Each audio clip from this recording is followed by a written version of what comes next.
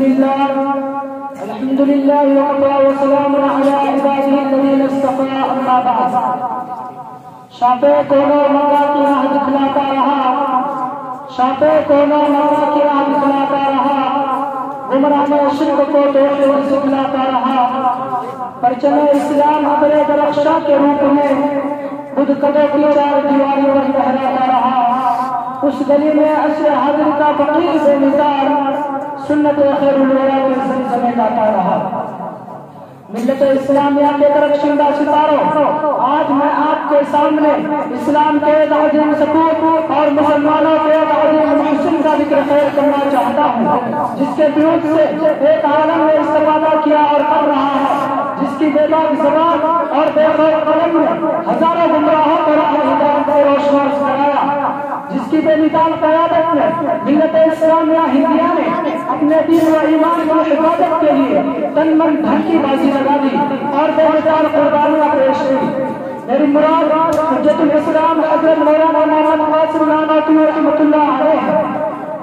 ملت اسلامیہ کے دھڑکتے دلوں یہ وہی مجاہد جلیل ہے جنہوں نے باطل کو مٹانے اور اسلام کا پرچم لہرانے کے لیے تن من دھن کی بازی لگا دی.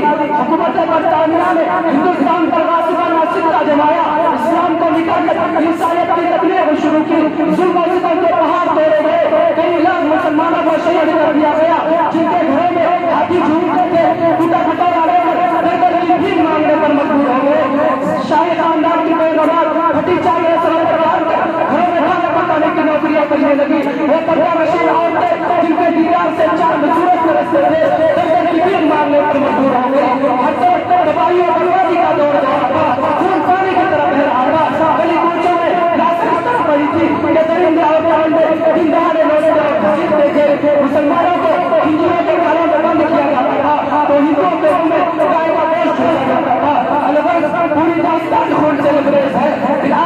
عیسائیت کو مٹانے کے لیے بڑی بڑی میٹنگ بلائی جاتی ہے. سارے جو بصیرت کرتے ہیں مولانا محمد قاسم نانوتوی رحمۃ اللہ علیہ جو انگریز مشورے دیتا ہے، جس کے نتیجے میں ہندوستان میں عیسائیت کی ٹکر کے لیے فضا قائم ہو جاتی ہے.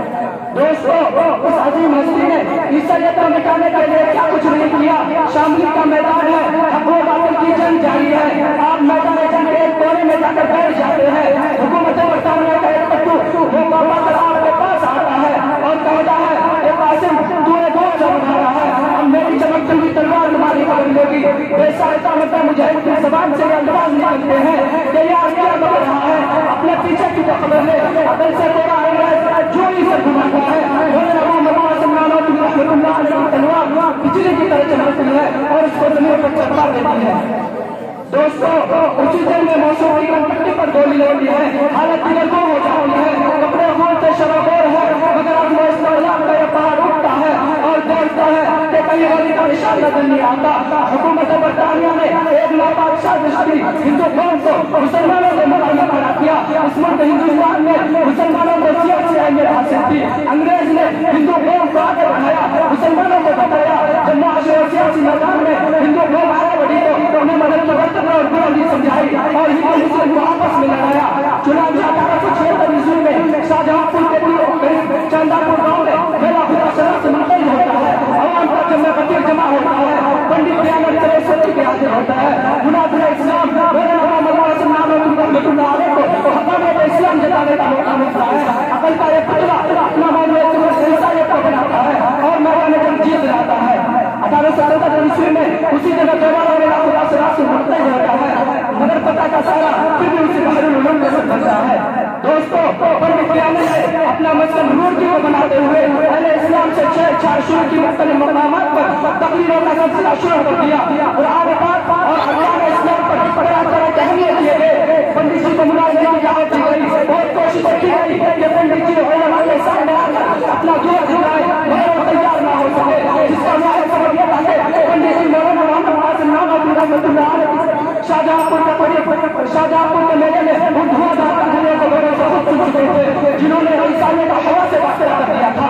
اس پر یہ خوف طاری تھا کہ اگر مناظرے کی نوبت آ گئی تو سب راز فاش ہو جائے گا.